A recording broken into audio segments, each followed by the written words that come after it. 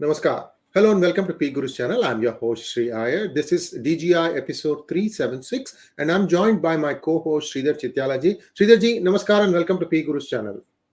Namaskar. Good morning to everybody and good evening in India.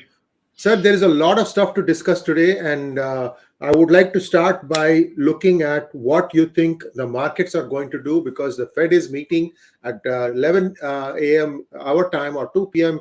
Eastern Standard Time. They may raise the interest rates. What are the implications, sir? They will raise the interest rates by, in my bet, is 75 basis points, not 50. There's a big rate hike that's just probably happening as we speak in Europe. And they will say that they have to, they cannot afford to run the risk. And the economic data has not helped anybody. Namely, there's positive momentum in employment numbers. There's positive momentum in the growth data.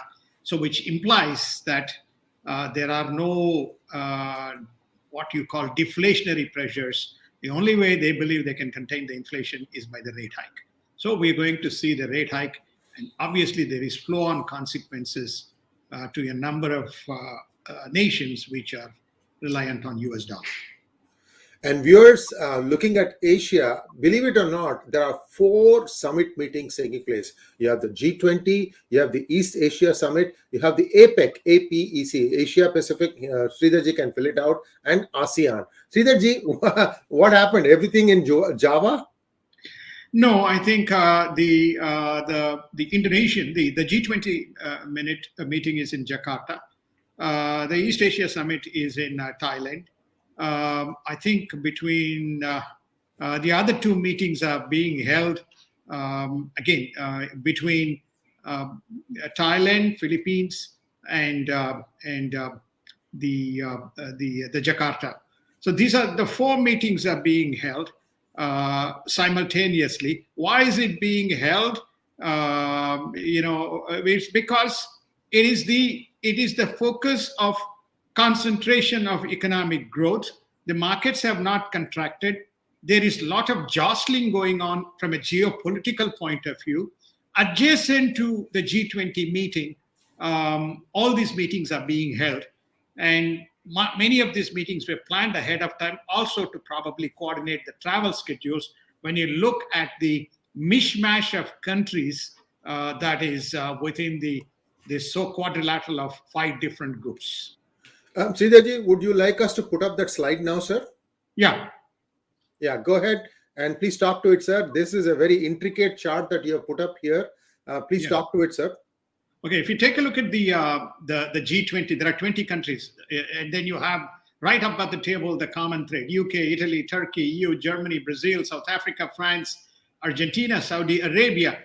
Then you go down, you have Indonesia, Japan, South Korea, India, Russia, China, and Australia.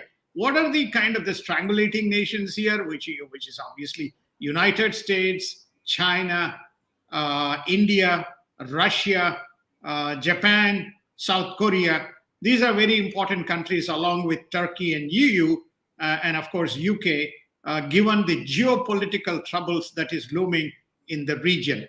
Plus a coordinated mechanism that is needed because of the economic consequences of rising US dollar and rising interest rates, which is going to put tremendous amount of pressure in many of the Asian economies. Doesn't matter whether it is corporate or doesn't matter whether it is the governments. Sir, something very, very disturbing when I was reading it, it really, really disturbed me that major multinational companies from Japan and the United States are planning to leave Taiwan. Does it mean that US intelligence has more or less decided that there is going to be a problem in Taiwan? No, I think we covered this, if I'm correct, in the Senkaku 2 episodes ago. I want to make sure that we are still right. So I think that I said the thinking is the region around that region, the East China Sea and the Taiwan Strait, they expect disturbance and turbulence. As a result, that can spill over into Taiwan. And so people are making contingency plans. So which are the companies? There's more than 20 companies which have already started to put contingency plans. Remember, Yes. Taiwan has been doing it for quite some time. The semiconductor and the electronic component manufacturers, for example, if you track Foxconn, if you track TSMC, you know what's happening. If you Yes. think about some of the Japanese companies, that's what they're doing. Industrial and chemical, these companies are even contemplating. And then, of course, the financial institutions, they don't want to be gridlocked and locked out in the event of a contingency in the strait. There's also an apprehension that there could be a blockade. If Senkaku is taken, then you have an effective mechanism to throttle a blockade. And we'll cover one more point as we go down, discuss the rest of the program, Sriji. Sridharji, this is something that has not been reported much. While all this is happening, Hong Kong has laid out the red carpet for many bankers, including the biggest banks from the United States. All these people are congregating in Hong Kong, sir. We touched upon this a couple of episodes ago. What the heck are they doing there? Well, I think the Hong Kong summit has been, Hong Kong is effectively now under the control of China. It was always under the control of China. All the democratic forces have been put behind bars. That was the first purge that happened, and that reflected what was to come in China, and that is now, behind us. So what's the objective? First, to reestablish Hong Kong as a venue as per the communist guidelines. That's the first objective. The second objective is Hong Kong is the conduit into China from investments. So therefore, they want to encourage these institutions to come in and demonstrate that they are behind the policies. That's the number second. What's the third? The third is to tell the markets, notwithstanding the purge that has happened by the Chinese government with the corporates, is still Hong Kong is an effective venue both for raising debt as well as buying into equities if you want to get into investments into the Chinese market. Now, who are the 3 or 4 biggest banks which are there? To my knowledge, there is Goldman Sachs. David Solomon himself is there. Then from Morgan Stanley, Jim Garman is there. Then from BlackRock, I don't know whether the CEO or COO. I know JP Morgan had indicated that they would have a rep. Remember, JP Morgan also has a huge China footprint with the CEO overseeing the Chinese. So I think it's in all probability, JP Morgan would have its footprint. What this is saying is, United States, thumbs up.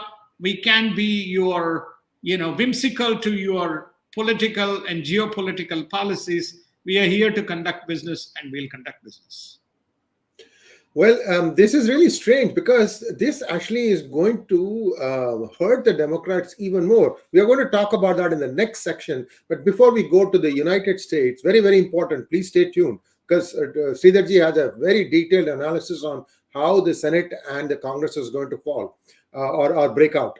North Korea has fired, I should say, 10 short-range missiles, and the South has responded this time. Sridharji, these are all Chinese toys that they cannot dispense to Pakistan, to Iran, to North Korea. This is all my opinion. I could be horribly wrong. But essentially, this is all Chinese technology, sir. It is. We only have, 15, 20 minutes to get through. As we speak, since you touched on China, Pakistan Prime Minister, as we speak, has landed in China to ask for an economic rescue package. Now, Biden has also promised Pakistan an economic package. So therefore, you have both these countries putting money into the hands of the Pakistanis. Now, let's get back to the Korean problem. So they have fired 10 ballistic missiles, short-range ballistic missiles. One of them landed somewhere in the I don't know whether it's the South Shore or whether it is the East Shore. That was just a breaking news as I came in, landed inside Korea. And the Koreans have responded with, 3, missiles, firing into the sea. This is in response to the drills that we covered, major drills that US and South Korea conducted as just to have a response mechanism in case North Korea does a nuclear explosion or entertains any other thoughts. This is the region. We covered this extensively, going from what we call as the Arc of Islands, all the way from Korean Peninsula into the East China Sea, down into Senkaku, going up to South China Sea into the Spratly Islands and Philippines, etc. But if you take a look at that specific zone, that zone is going to have a lot of turbulence as we speak and as we covered. And let's hope that nothing untoward, but warning has been given. This is the reason why that the banks and industrial complexes are trying to create an alternative venue well before anything breaks out. Now, this would not have broken out if Xi Jinping had not made it very clear. In fact, we can put up the statement issued by Xi Jinping in terms of the unification, and he listed South China Sea, he listed Senkaku, and he listed Taiwan as non-negotiable in terms of his unification agenda. Viewers, please like this video, and I will tell you that with 376 episodes under our belt, we have been so far ahead in predicting some of the geopolitical developments that have been happening all around the world. In fact, P. Gurus was one of the few that covered the intent to establish a Hong Kong parliament in exile. This took place in Toronto. And stay tuned. Hong Kong is not going down without a fight. In fact, they are getting ready to give it back to the China. You see, this is again going back to what I always say. It is not the size of the dog in the fight. It is the size of the fight in the dog. So stay tuned on Hong Kong. Also, please like, share, and subscribe to this channel, and please also refer it to all your friends who might be interested in knowing what really is going on. I mean, we don't have to keep telling you that we have been right, we have been right, we have been right. I can tell you that India is playing very soft with China today because India's weaponry is mostly Russian. Let this thing sink in. Every time a Russian tank goes down in Ukraine, it's a danger sign for India, because most of the equipment that he has got over the decades is all Russian. So anyway, I'm just trying to tell you guys, don't jump in and say that, oh, you guys are CIA agents, US news peddlers. No, we have been one of the most consistent deliverers of news of United States, China, Hong Kong, and India. I'm not ranting here. I'm just telling you the facts. Why people should be watching this program. We would like to see 10 times more the number of people that are watching this program, because basically we give you value. We don't waste a second doing so. Next, let's take a look at the most important thing, which is the United States midterm elections. Sridharji, things do not look good for the Democrats. They are about to, well, many people now are saying they're about to lose control of the Congress and perhaps the Senate. I want to just first talk about the Congress, sir. I may have a few questions, and then we can look at Senate. Yes. As far as the Congress is concerned, right now, 220 Democrats, 212 Republicans, and 3 vacancies. You need to control the House 218 seats, which means Republicans need to pick up just 6 seats to swing the House in their favor. Based on all the pollings and all the indications, we are seeing there could be at least 20 seats on the lower side and 25 seats on the higher side, Republicans picking up and regaining the House. That has significant implications on a number of agenda items. Many of the things that we have been talking about, for which we got a lot of dings from some of the audiences, well, you will begin to see the truth kind of unravel should that happen. Now, why is it the case? Now, is it just our belief? No. Gallup conducted a poll on October 30th, and what they are indicating is that the numbers are even higher than the numbers that we are kind of talking about based on the poll outcomes. What's the number one agenda item? Doesn't matter whether you're a Democrat or a Republican. Inflation. Economic and inflation. Economic and inflation is the number one item on the agenda. And if you happen to be, there's also the abortion issue that has sprung up. So that's the number 2 item. And then, of course, we have been saying alarming rise in crime rates that even reached Nancy Pelosi's house, which we covered, and we covered quite extensively on crimes happening. Even we showed video on street, right, as to what is happening. Yes. So Yes. therefore, these are the three items. And then I pass it to you, Sri, before we get to Senate. Yes, sir. And viewers, you might have followed that the Bangladesh Hindu genocide resolution in the House was actually co-sponsored by Ro Khanna. Ro Khanna is not exactly somebody who likes to talk about his being a Hindu, yet he was compelled to do that. Why? Ask to know the answer. Go to our video yesterday that aired about this website called hinduvote.org, because that's where all the Indian Americans can find the positions of various congressmen contesting, whether it is Democrats or Republicans, as to where they stand on things. For the needle to move so much that Ro Khanna decided that he will now show up for with his Hindu credentials tells you that that race between Ritesh Tandon, who happens to be my neighbor, good luck to you, Ritesh, and Ro Khanna. I'm not a great fan of Ro Khanna because of his past record. I'm willing to change that view if the HR 1430, which will have to be resubmitted in the next Congress, passes and the genocide indeed that does happen. Anyway, long story short, what I'm trying to say is the Democrats, especially those who thought they had safe seats, are beginning to sweat. And that's a good thing for democracy. I want people to earn their seat, not just sit somewhere and lord it over. Anyway, that's my 2 cents. Sridharji, go ahead and talk about the Senate, sir.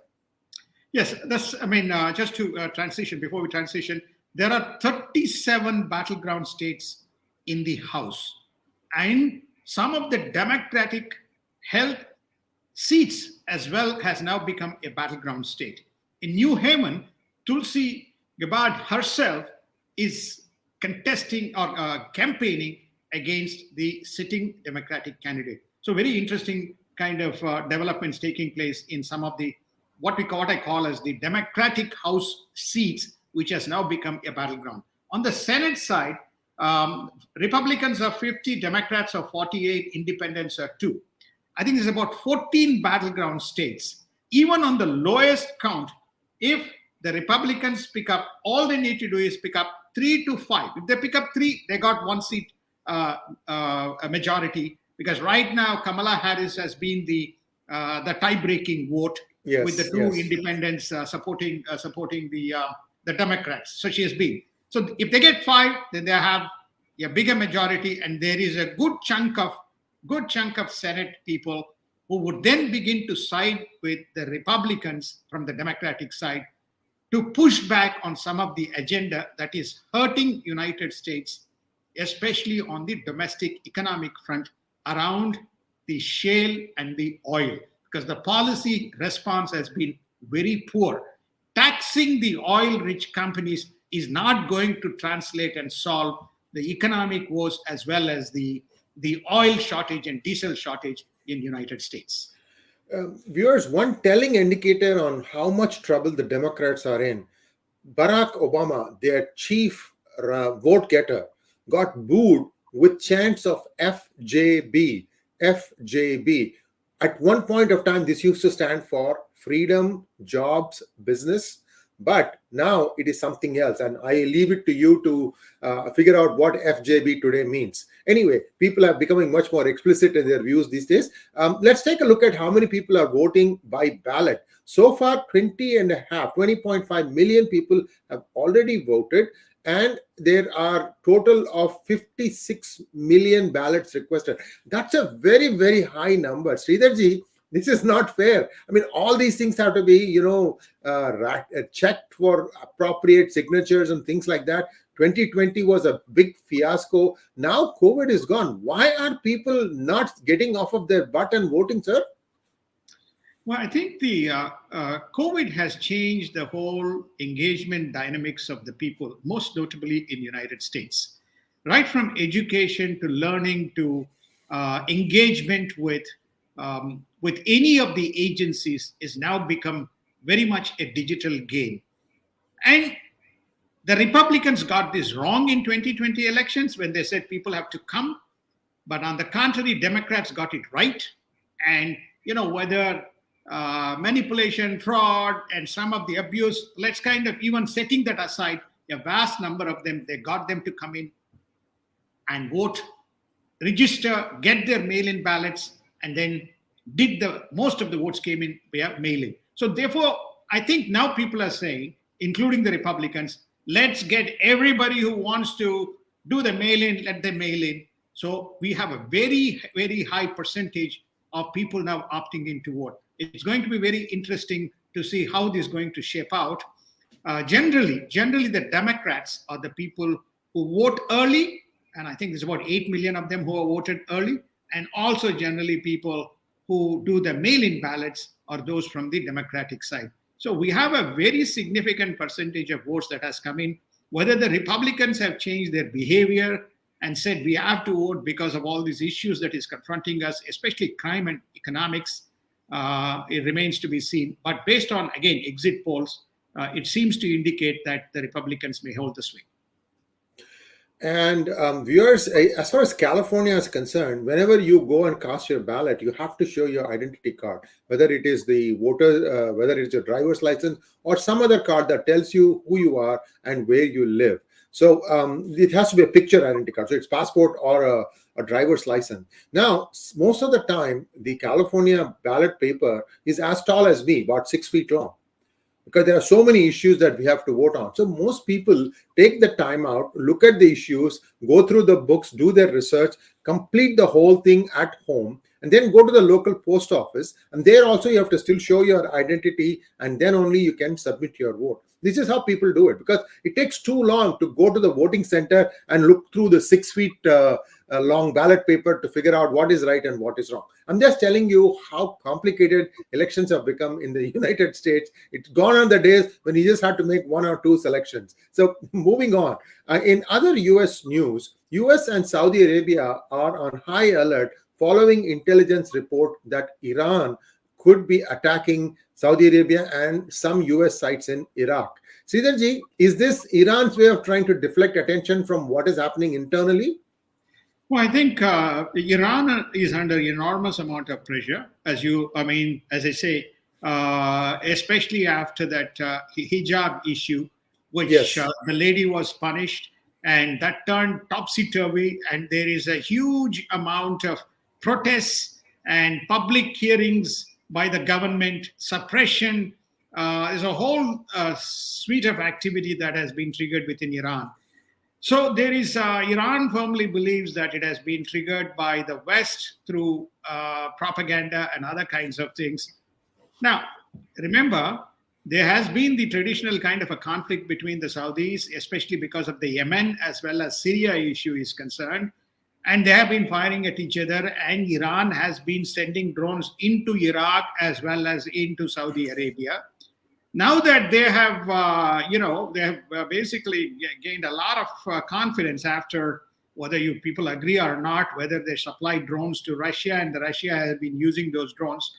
So there is now an attempt not only to deflect, but to demonstrate that they are powerful and they can attack both the Saudis and the US. US bases or US soldiers located in the vulnerable spots in Iraq.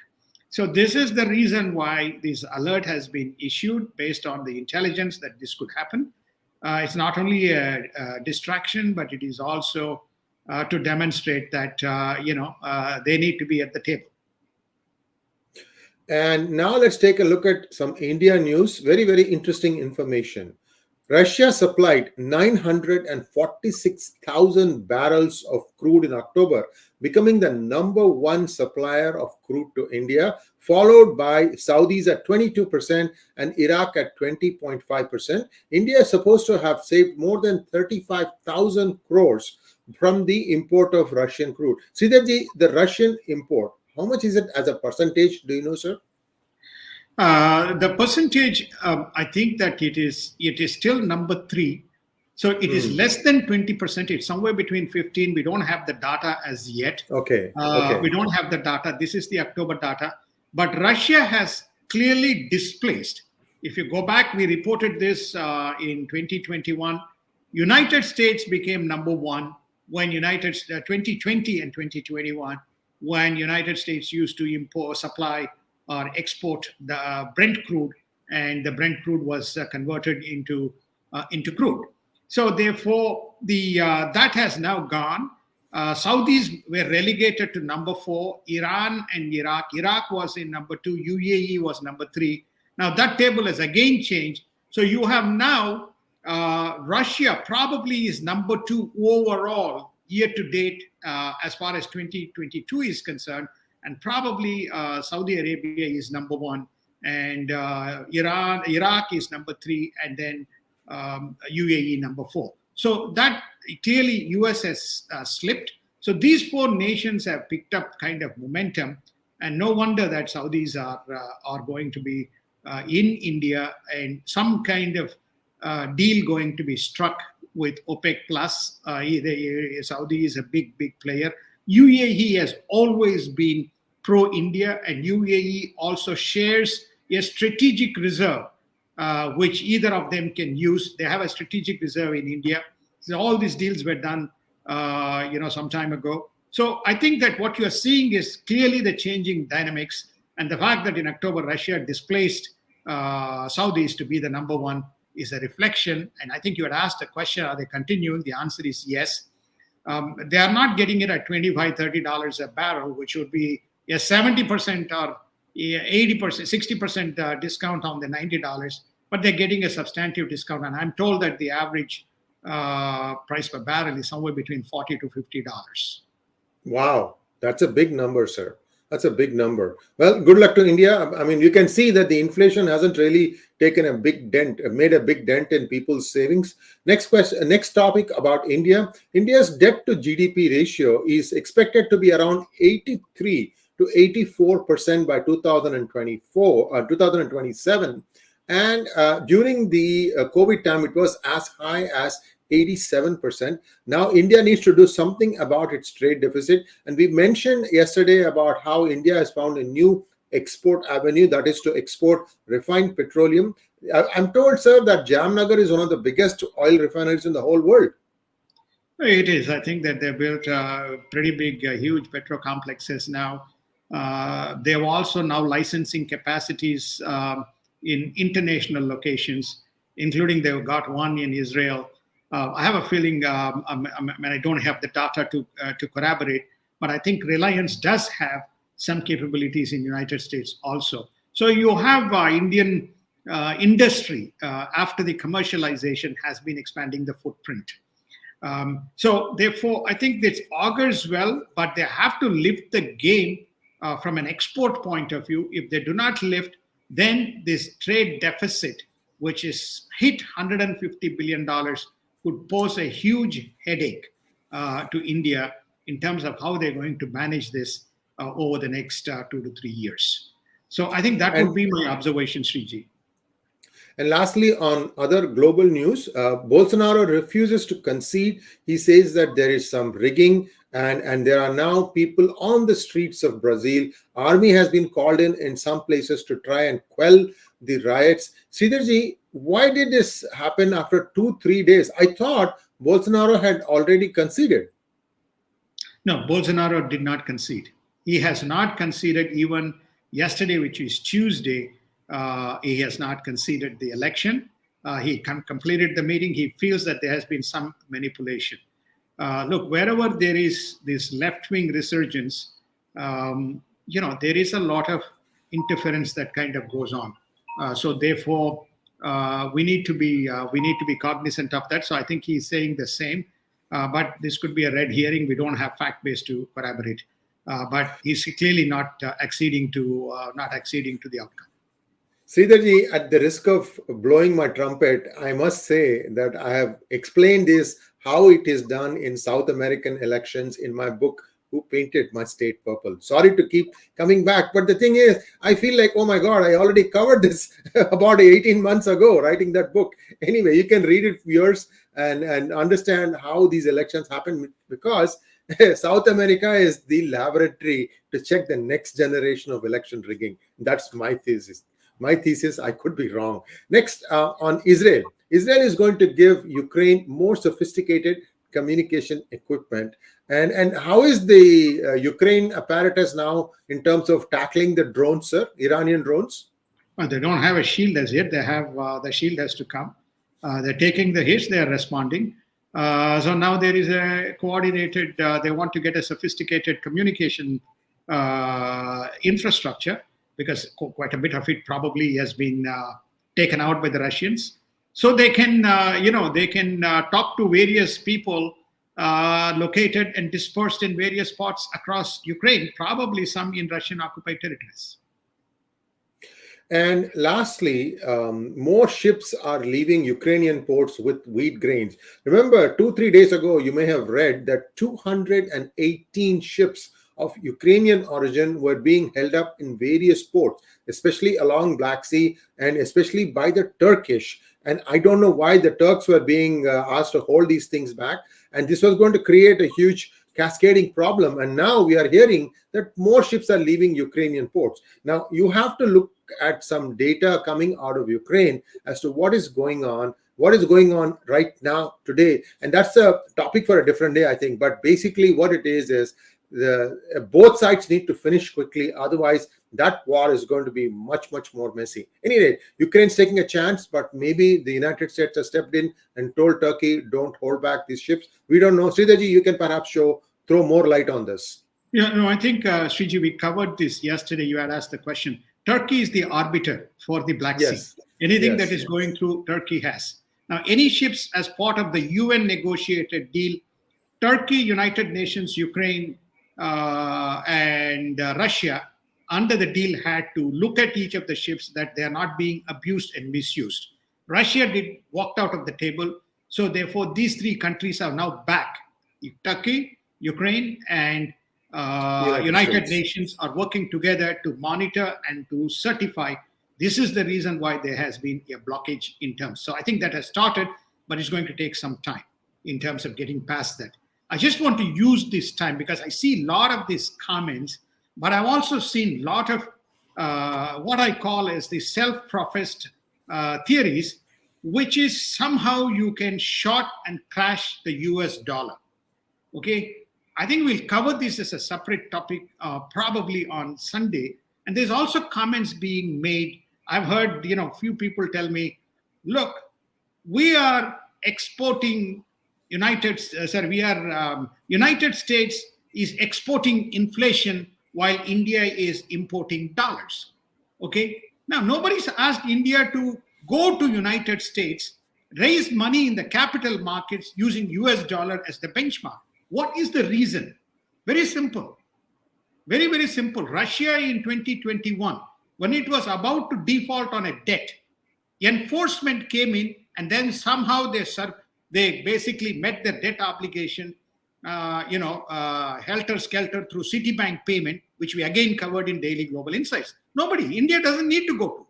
But India wants to raise capital, or Indian corporates want to raise capital in US markets with a US dollar denominated debt, then you have no choice but to use US dollars. Because you want US dollars. Why US dollars? If some counterparty defaults, you need an enforcement mechanism. Guess what? Going to Russian court, if a Russian counterparty doesn't pay, getting enforcement. Going to Shanghai or Beijing and getting an enforcement. Okay, that's one part of the story. Let me give you the second part of the story. United States is a $32 trillion economy. It has borrowed 30 trillion, of which 75% of the US debt is funded within United States by the US people.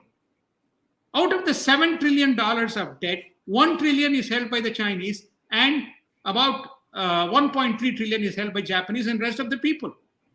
Okay? So you are a $3 trillion economy, or you are a $2 trillion economy, or a $6 trillion economy. How the hell you are going to crash your dollar?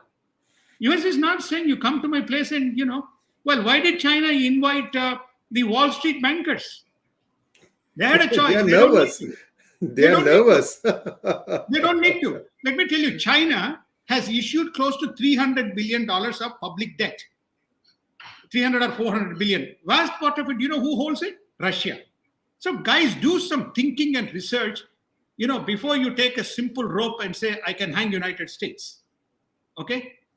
Since Modi took over, $600 billion of direct investments has come from United States. 600 billion US dollars. If you see the economic trajectory, then it's investments, it's not debt. When you have received a US dollar investment, you believe you're going to short US dollar, you'll die. So be pragmatic in making the thinking and approach. If $150 billion is trade, import, export from United States, what are you going to do? Renminbi or Indian rupee? So I see a lot of these comments flash by. I've seen a lot of my friends write in Facebook and so on. Oh, India is going to deleverage. Go ahead. No problem. Deleverage from US dollar.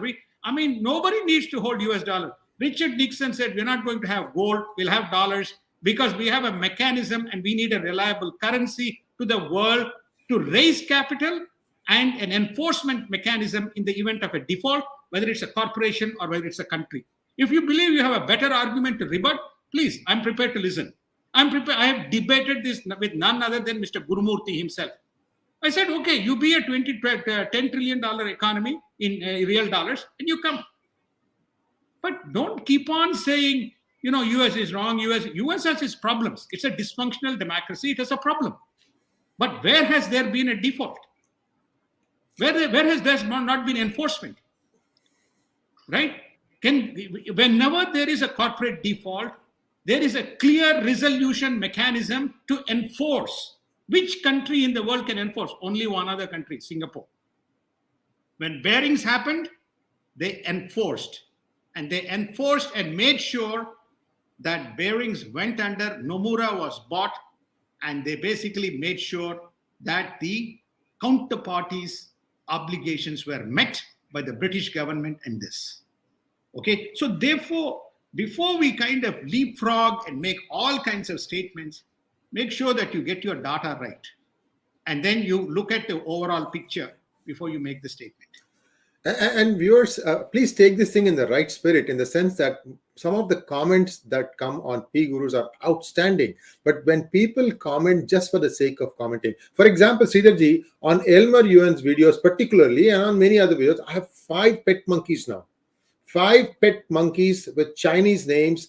I don't know if their real names or fake names, but they don't even have the courtesy to talk about the data and say this is where he is wrong. They just say Elmer is wrong, this is wrong, that is wrong. Total BS, sir, without any finding. If you want to rebut, please do so with fact, just like the way Sridharji has done just now. I'm also, before we conclude today, I want to also say, because of the time it is taking us to do this research, we are going to tweak this thing. By the way, this time around, our popularity has been very, very good. We are very, very deeply grateful to you because you guys are now beginning to understand the value of Daily Global Insights. We are going to do it 3 days a week, Monday, Wednesday, Friday, and a weekend on markets. Because what happens then is we have time to do our research. It will be 20 to 30 minutes long. At the same time, you all set your expectation. Both Sridharji and I travel quite a bit. Some days we may miss, but basically the intent is there to give you something that usually happens 72 hours later, and mainstream media is just playing catch up. I can tell you how many stories they've picked up from what we do, and therefore you if you are in the business of finance or any kind of business, you can plan based on what we are saying, because we are true. We're coming out to be true. Thank you very much, Sridharji. Please, my apologies in advance if somebody wrote some nasty stuff. You have to realize, sir, there are 20% commission earners from Russian imports of arms have been fat cats who've been sitting in Delhi and in many other places. These people are seeing that gravy train disappear, and they are doing everything possible to keep writing nasty comments. I used to do the same thing when I was writing about financial markets, about Mumbai. 10:30 a.m., sir, there'll be 100 people tweeting. Why 10:30 a.m.? Because they don't know how to write. Somebody is sitting and writing all the comments and then say, you put this, you put this, you put this, you put this. That's how it used to be. So we know that much of this outrage is created by one or two individuals. Just take it in our stride, and we have a commitment to give the accurate news to the world. Thank you once again, Sridharji, and viewers. Thank you very much, sir. And thanks for your support. I'd like to see 10 times more people watching this program, especially when I see that some of the regional languages are able to get more traffic. And this is, English is the business language. I mean, that's what you need to use to understand what is going around the world. Thank you once again, sir. Namaskar. Namaskar. Thank you so much. Have a wonderful evening. And sorry if I was very, very forthright. Sorry. No, sir, I hear your pain, sir. I feel your pain. I have gone through this. I just that, I take so many darts every day that I've become now inured. I said, it's okay. Somewhere, No, somebody, we are making a difference. I've been a practitioner. I've worked in banking industry for 42 years. 42 years. I've seen probably 7 or 8 different crises. People manage one side of the balance sheet. People manage 2 sides. We manage 3. Asset side, liability side, and the investor side. It's called the shareholder equity. For 56 quarters, I've been in markets reporting on earnings for the largest corporations working within.